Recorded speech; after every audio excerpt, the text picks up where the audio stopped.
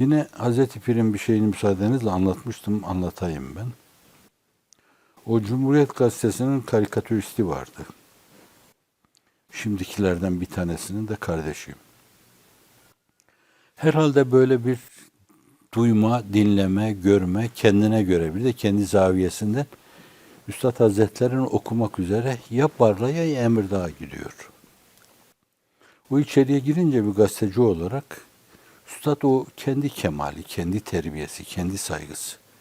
Yani bizde, milletimizde misafire karşı saygılı olmak. Kim olursa olsun. Kim olursa olsun. Ona saygı gösteriyor. Yani bunu ben bugün hayatta olan şeylerden, Sungur abiden dinlemiştim.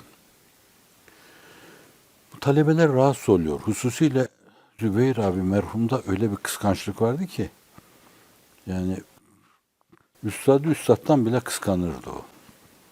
Öyle bir kıskançlığı vardı ona karşı. Öyle bir bağlı, şahsına bağlılığı vardı. Bunlar çok rahatsız oluyorlar, etrafındakiler.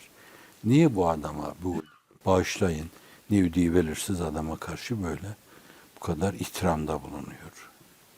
Yanında oturuyor, onun o kendi yumuşak ifadeleri filan, siz gazeteciler böyle, işte kamunun naşir efkarısınız, milletin naşir efkarısınız. Çok hizmet yapabilirsiniz, edebilirsiniz. Sonra yumuşakça kalkıp ayrılıp gidiyor ondan. Olumsuz bir şey de yapmıyor sonra. Gittikten sonra topluyor onları. Diyor ki, şimdi benim yaptığım şeyden dolayı siz rahatsız oldunuz.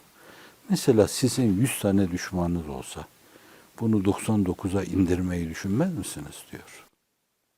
Veya 100 düşmanınız var. Herhalde onun 101 olmasını istemezsiniz diyor. Çok basit yani. İki cümle içinde çok önemli bir espri gizli.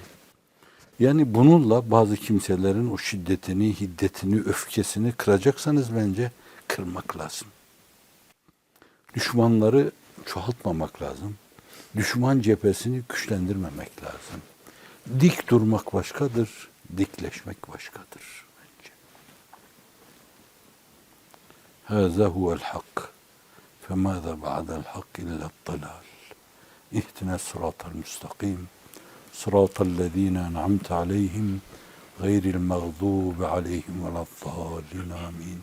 Ve sallallahu ala seyyidina Muhammedin ve ala alihi ve sahbihi ve sellem.